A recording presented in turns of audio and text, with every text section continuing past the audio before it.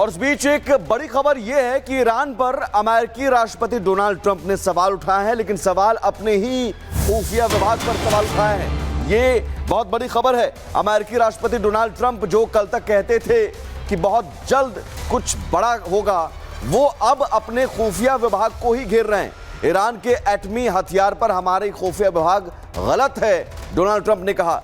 जो अभी मौजूदा इंटेलिजेंस चीफ है वहां पर तुलसी गबार्ड, उनके बारे में उन्होंने कहा कि ईरान के एटमी हथियार पर वो गलत है। डोनाल्ड ट्रंप का ये बयान। Well, then my intelligence community is wrong. Who in the intelligence community said that? Your Director of National Intelligence, Tulsi Gabbard. She's wrong. Well, then my intelligence community is wrong. Who in the intelligence community said that? Your Director of National Intelligence, Tulsi Gabbard. She's wrong. Trump के बयान के बाद DNI chief तुलसी Gabbard का बयान सामने आया है।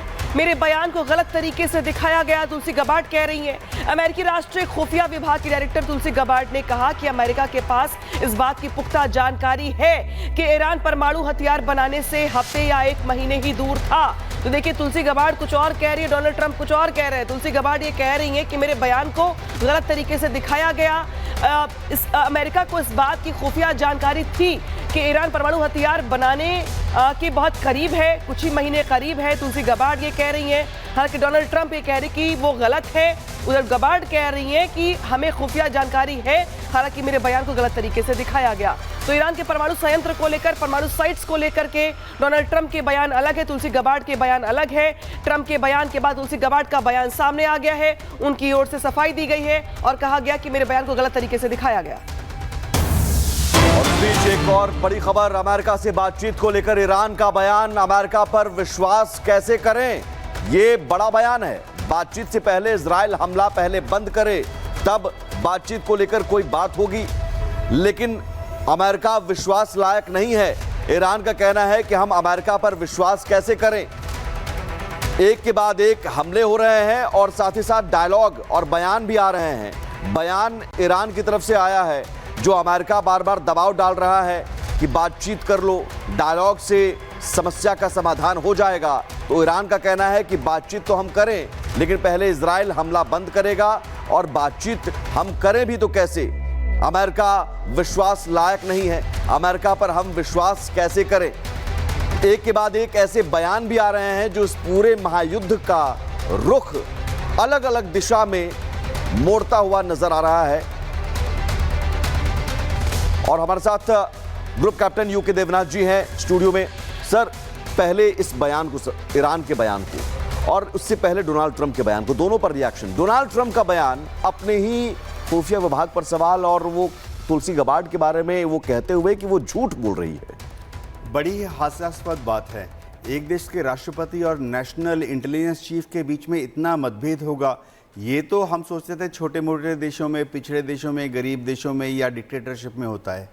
आमतौर पे उम्मीद ये की जाती है कि अमेरिका जैसे डेमोक्रेसी में जो इंटेलिजेंस चीफ है वो हर रोज़ राष्ट्रपति को सुबह एक 5 मिनट की ब्रीफ देती हैं।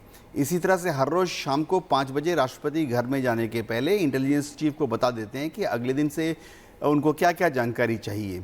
ये भी दिखाता है कि दुनिया के इतने बड़े प्रजातंत्र में जो एडमिनिस्ट्रेशन है उसको डोनाल्ड ट्रंप ने कितने हद तक गड़बड़ा दी है। हर प्रजातंत्र में क्या होता है कि जो चीफ है, मुखिया, चाहे प्राइम मिनिस्टर हो या प्रेसिडेंट हो, वो अपने सारे मंत्रियों को, खासतौर से इंटेलिजेंस के चीफ को तो अपना दायां हाथ मानते हैं। तो ऐसे में लगता है कि डोनाल्ड ट्रंप का जो व्यक्तित्व है, जिसमें कि वो हर व्यक्ति को समझने नहीं देते, बैकफुट पर डाल देते हैं, कन्फ्यूजन क्रिएट करते हैं, वो अमेरिका की खुफिया तंत्र को भी अफेक्ट कर रहा है। लेकिन यूके देवनाथ जी, सवाल यहाँ पर यह भी है कि दुनिया के अलग अलग देशों में वॉर रुकवाने की एक्सपर्टीज के तौर पे जाने जाने वाले डोनाल्ड ट्रंप, अब जिस तरीके से ईरान इजराइल के अगर बीच की बात कर ली जाए तो वहां कंफ्यूजन दिख रहा है उनके भीतर बहुत ज्यादा। पहले वो कहते हैं कि भाई हम इजराइल के साथ हैं, फिर कहते हैं ईरान हमले बंद कर दे, फिर कहते हैं कि हम अटैक करेंगे, फिर कहते हैं अटैक करेंगे, 2 हफ्तों का समय ले लेते हैं, और अब वो अपने खुफिया विभाग को सवालों के घेरे में खड़े करते हैं। ट्रंप इतने कंफ्यूज क्यों है? क्या उनको ये लग रहा है कि जो दोनों ओर, जो इजराइल और ईरान है, वहां पे बिजनेस भी उनका खतरे में है, संबंध भी खतरे में है, दोनों दांव पर लगे हैं, लिहाजा चुप हो जाओ? ट्रंप का ये बिजनेस ट्रेड है। साइकोलॉजिस्ट बोलते हैं कि जो हाईली सक्सेसफुल सीईओज होते हैं वो अनप्रेडिक्टेबल होते हैं। वो अपने स्टाफ को और अपने प्रतिद्वंदी दोनों को ही गेसिंग गेम में डाल देते हैं। ट्रंप का ये व्यवहार हमने चीन के तरफ भी देखा, जब उन्होंने चीन पर 200% टैरिफ, 100% टैरिफ और फाइनली मात्र 20% का टैरिफ लगाया। इसी तरह से ट्रंप का ये व्यवहार हमने यूक्रेन में देखा, जहां उन्होंने ज़ेलेंस्की को बुलाया।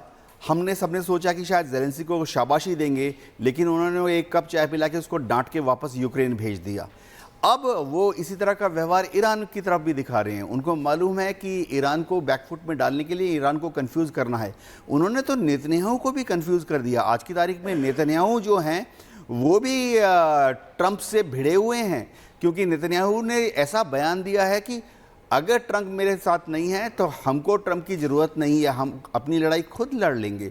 ये दिखाता है कि ट्रंप ने अपने सहयोगियों के साथ ही कितना ज़्यादा अविश्वास का माहौल पैदा कर दिया है।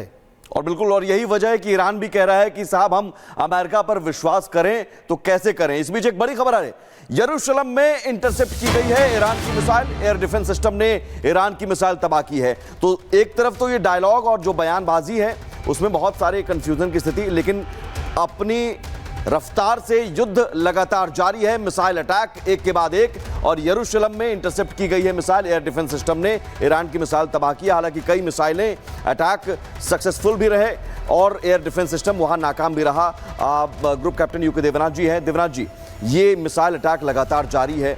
कुछ मिसाइलें इंटरसेप्ट कर दी जाती है, कुछ मिसाइल अटैक सक्सेसफुल हो जाता है। वहां पर एयर डिफेंस सिस्टम जो 4 अलग अलग लेयर हैं, डेविड स्लिंग, एरो 2, एरो 3 या फिर उसके बाद आयरन डोम, ये सारे सब कुछ नाकाम भी हो जाते हैं। ये काम कैसे कर रहा है? कुछ मिसाइल इंटरसेप्ट, कुछ मिसाइल इंटरसेप्ट नहीं हो पा रही हैं। होता ये है कि जो मिसाइल बनाते हैं एयर डिफेंस सिस्टम के लिए, वो जो मैन्युफैक्चरर होता है वही बोल देता है कि अगर सब कुछ ठीक ठाक रहा तो इसकी SSKP, सिंगल शॉट किल प्रोबेबिलिटी कितनी है। तो जैसे आपने आयरन डोम का नाम लिया, आयरन डोम के मैन्युफैक्चरर ने ही बता दिया था कि इसकी SSKP जो है 90% है। यानी अगर दुश्मन 100 मिसाइल मारेगा तो 90 को रोक लेगा, लेकिन 10 फिर भी निकल जाएंगी। लेकिन वो तो थ्योरेटिकल है जो मैन्युफैक्चरर वादा करता है। जब वो ऑपरेशनली डिप्लॉय हो जाते हैं तो ज़मीन पर काफ़ी तरह की दूसरी परेशानियां होती हैं, जिससे कि किसी भी एयर डिफेंस मिसाइल सिस्टम का परफॉर्मेंस और भी डिग्रेड हो जाता है। SSKP जो है, सिंगल शॉट किल प्रोबेबिलिटी, 90% से कम होकर 80%, 70%, 60% हो जाती है। एक चीज़ मैं बता दूँ आयरन डोम के बारे में, अब ये तथ्य जाहिर है कि आयरन डोम के जो इंटरसेप्टर मिसाइल है, जिसका जो सीकर वॉरहेड है, जो कि दुश्मन के मिसाइल को ढूंढता है लॉन्च के बाद, वो तो रेडियन बना रही है उस कंपोनेंट को। और रेडियन पिछले 1.5 साल से 3 शिफ्ट में काम कर रही थी। अब उसने 4थे शिफ्ट में भी काम करना शुरू कर दिया, एक एडिशनल प्रोडक्शन लाइन खड़ी कर दी है। लेकिन उसके बावजूद वो इतनी बड़ी तादाद में इंटरसेप्टर मिसाइल नहीं बना पा रही हैं। तो आंकलन ये है कि जो ग्राउंड कमांडर है, कमांडिंग ऑफिसर है, जो कि लॉन्चर में बैठा हुआ है और अपने फायर कंट्रोल ऑफिसर्स को कंट्रोल कर रहा है, उनके पास 24, 36, 72 मिसाइलें हैं, लेकिन इसके बाद 100, 200, 300 मिसाइलें नहीं हैं।